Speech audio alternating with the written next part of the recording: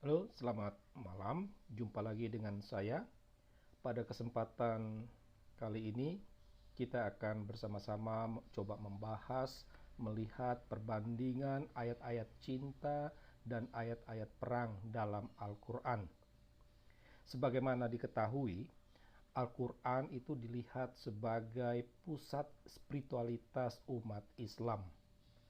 Sehingga dengan menelaah perbandingan ayat-ayat cinta dan ayat-ayat perang, maka kita dapat melihat, dapat mengetahui apakah Islam itu sebagai agama kasih atau sebagai agama teror.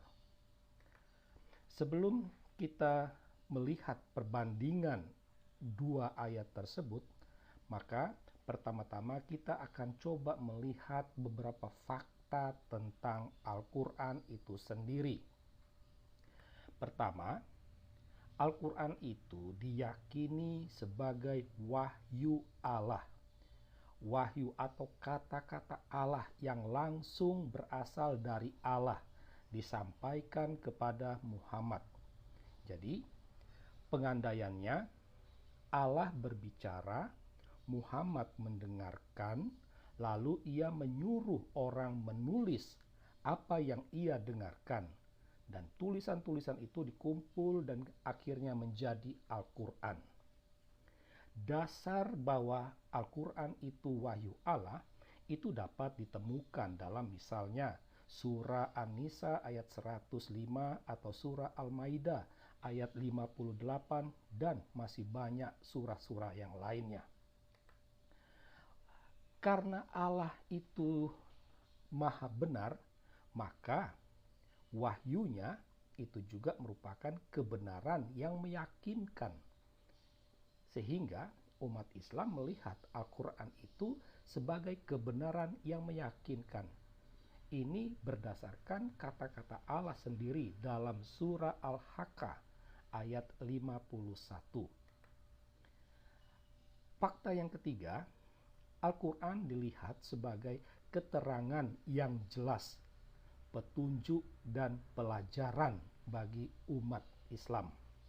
Ini dapat dilihat dalam misalnya surah Ali Imran ayat 138.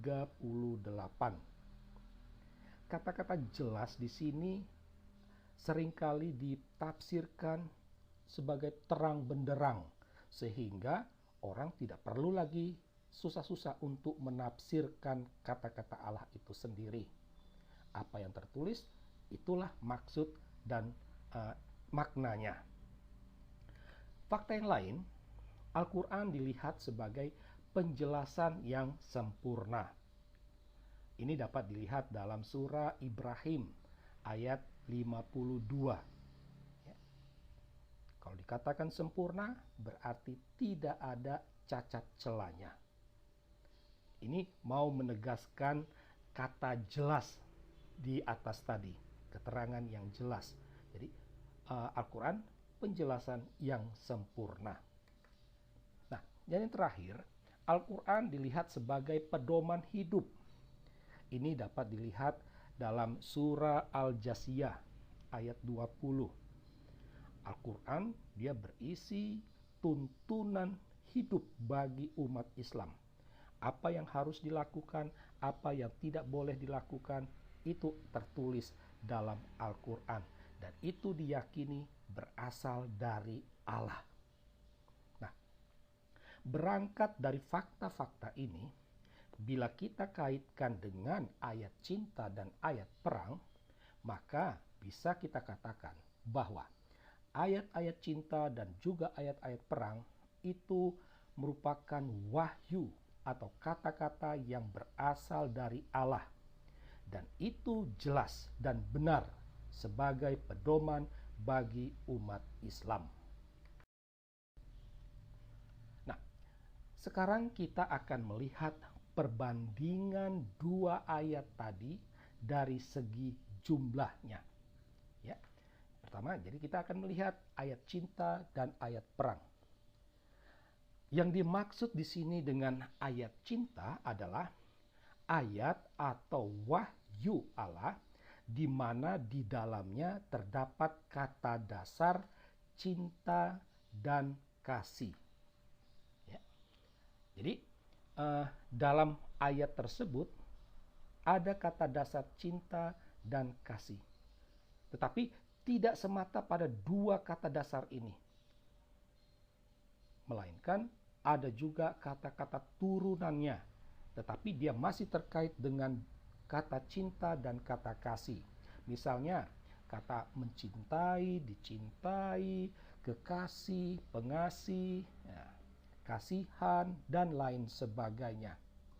Nah, sedangkan ayat perang itu merupakan ayat atau wahyu Allah di mana di dalamnya terdapat kata dasar perang dan juga jihad.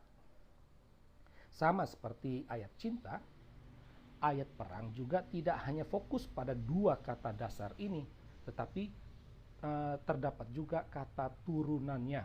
Misalnya berperang, berjihad, memerangi, diperangi, dan lain sebagainya. Nah, kalau kita membuka Al-Quran, membaca, mencari dengan dua kata kunci tadi, ya, maka kita akan menemukan perbandingan jumlahnya antara ayat cinta dan ayat perang. Nah, dari segi jumlah surah, ayat-ayat cinta itu terdapat dalam 49 surah. Sedangkan ayat perang terdapat dalam 24 surah. Jumlah ayatnya, ayat cinta ada 120, sedangkan ayat perang 124 ayat. Tampilan kata ini, ayat cinta sebanyak 131, sedangkan ayat perang banyaknya 174. Jadi, bisa dikatakan bahwa ayat cinta dia hanya unggul dalam jumlah surah. Soal jumlah ayat dan tampilan kata, justru ayat perang jauh lebih banyak. Nah, ini fakta yang harus diperhatikan. Sekarang kita akan melihat perbandingan dua ayat ini dalam konteks waktu. Ada dua konteks waktu terkait dua ayat ini, yaitu waktu lampau dan waktu kini. Waktu lampau itu artinya ayat cinta, ayat perang yang terjadi sebelum masa Muhammad. Sedangkan konteks waktu kini itu pada masa Muhammad. Kalau kita mau melihat ayat-ayat cinta dalam Al-Quran atau ayat-ayat perang, itu dapat dibaca pada blog kami, ya. Misalnya inilah ayat-ayat perang dalam Al-Quran atau inilah ayat-ayat perang dalam Al-Quran, ya. Silakan baca di sana. Di situ akan ditampilkan ayat-ayat Al-Quran yang berisi tentang cinta dan juga perang. Nah, kalau kita memperhatikan konteks waktunya, maka akan tergambarkan perbandingannya kurang lebih seperti ini, ya. Nah, jadi tampak jelas bahwa ayat perang itu sedikit pada masa lampau. Ya, penggunaan ayat perang sedikit pada masa lampau, yaitu hanya 5 ayat. Berbeda dengan ayat cinta 19. Sedangkan waktu konteksnya, konteks kini pada masa Muhammad, ayat perang itu justru lebih banyak daripada ayat cinta. 119 berbanding dengan 101. Nah, sekarang kita akan melihat perbandingan dua ayat ini dengan nada perintah. Nah, perintah itu bisa menjadi suatu ajaran, ya, karena ketika Allah memberikan perintah kepada umatnya, berarti apa yang diperintahkan itu menjadi kewajiban bagi umat Islam, menjadi ajaran.